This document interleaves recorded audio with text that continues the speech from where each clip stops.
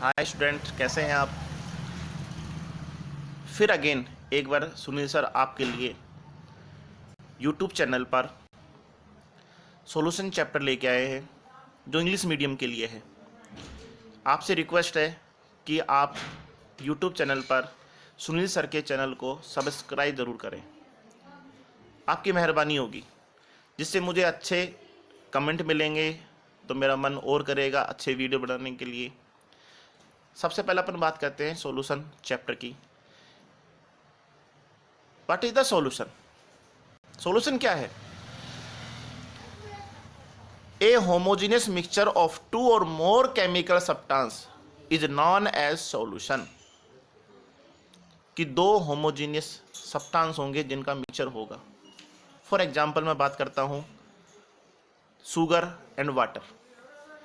जब शुगर को पानी में अपन डिजोल्व करते हैं तो उसमें एक तो शुगर है सब्सटेंस, एक वाटर सब्सटेंस है, दोनों आपस में डिजोल्व हो जाते हैं तो कैसा मिक्सचर होगा? Homogeneous mixture. लेकिन सॉल्यूशन भी कई टाइप्स होता है, single phase, binary phase, ternary phase, quadrate phase. अगर एक नमक और पानी को अपन घोलें, नमक और पानी को घोलें तो अपना सिंगल फेज होगा। नमक चीनी और पानी को घोले, पानी में घोले तो वो बाइनरी होगा। नमक चीनी अल्कोहल और पानी में घोले तो क्या होगा? टर्सरी होगा। जितने सोल्यूट बढ़ते जाएंगे वो वैल्यू भी बढ़ती चली जाएगी। That is clear. लेकिन सोल्यूट और सोलवेंट है क्या? इन दोनों के ऐड से ही सॉल्यूशन बनता है। सोल्यूट है जिसकी क्वांटिटी क्या होती है? सिमिलर लोअर होती है, एंड सोलवेंट की जो क्वांटिटी होती है वो ज़्यादा होती है। जिसकी क्वांटिटी कम होगी सॉल्यूशन में वो सोल्यूट होगा, जिसकी क्वांटिटी ज़्यादा होगी वो क्या होगा? अपना सोलवेंट। दिया हुआ है नोट्स में भी, solution is equal to solute plus solvent. अब अपन बात करते हैं types of solution.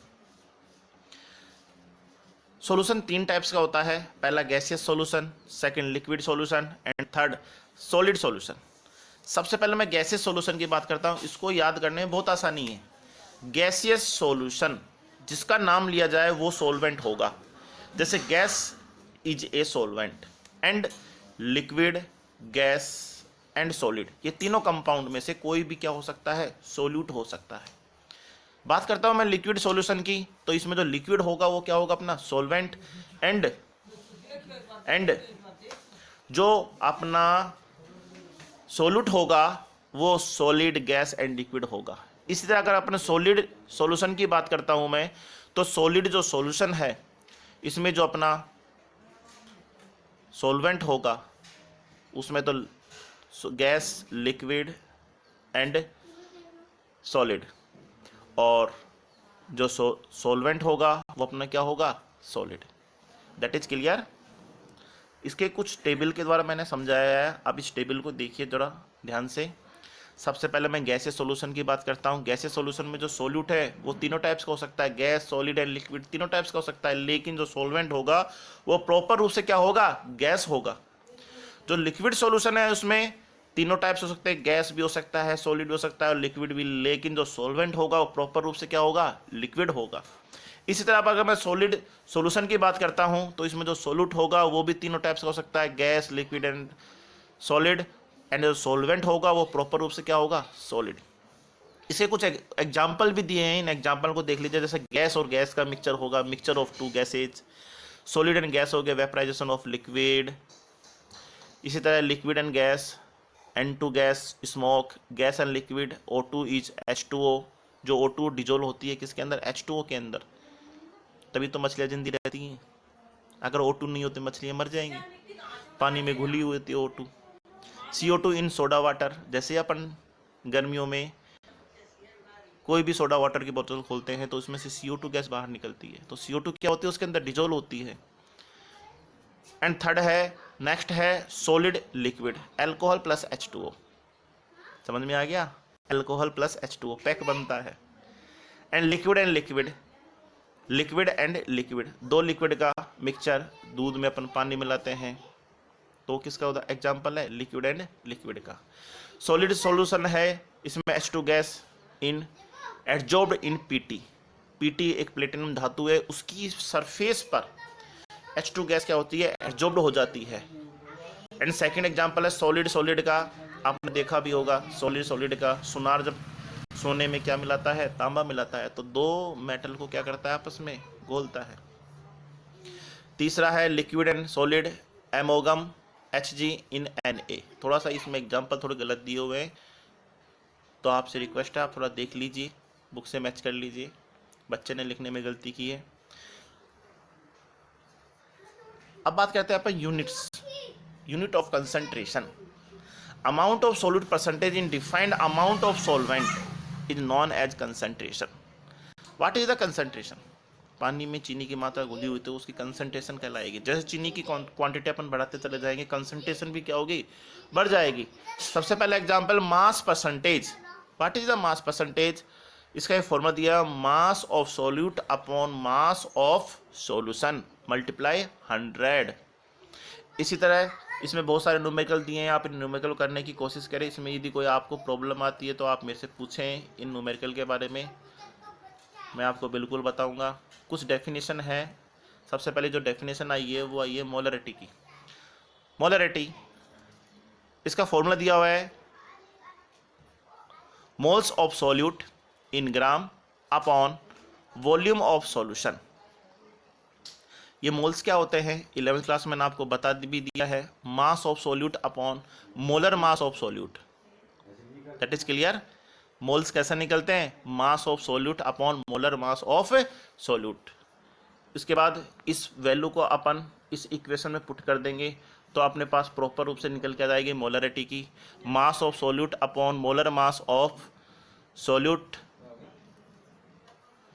Multiply volume of solution in ml। अगर लीटर में लोगे तो आप को 1000 लगाना पड़ेगा। इसका फॉर्मूला दिया हुआ है WB। WB क्या है, मास ऑफ सॉल्यूट।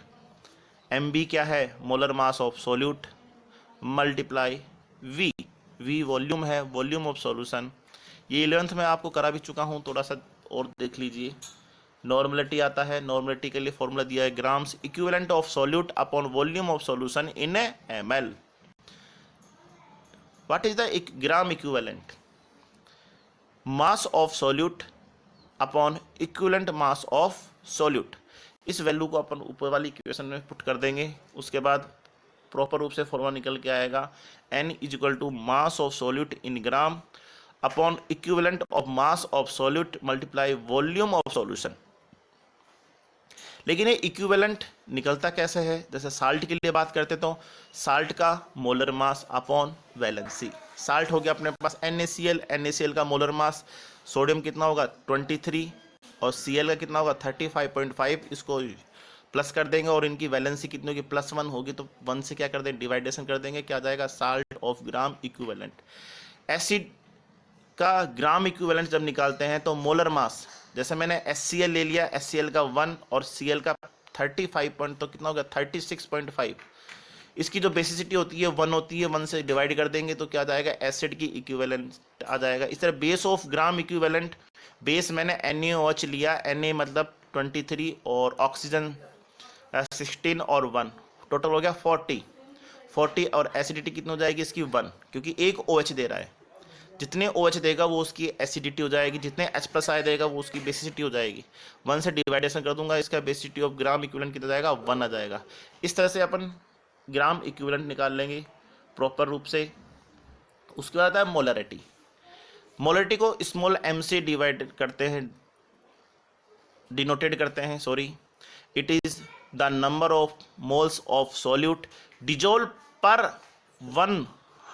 1000 ग्राम या 1 kg ऑफ द सॉल्वेंट। ध्यान रखना, मोलरिटी में सॉल्वेंट लेंगे अपन, मोलरिटी में सॉल्यूशन लेंगे, यहाँ पर थोड़ा डिफरेंट है, यहाँ पर थोड़ा ध्यान दीजिए बेटा।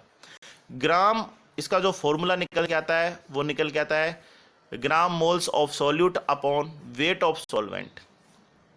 अब मोल्स कैसे निकालते हैं, उसी फॉर्मूले जो पहले निकाला अपन ने, मास of solute upon molar mass of solute.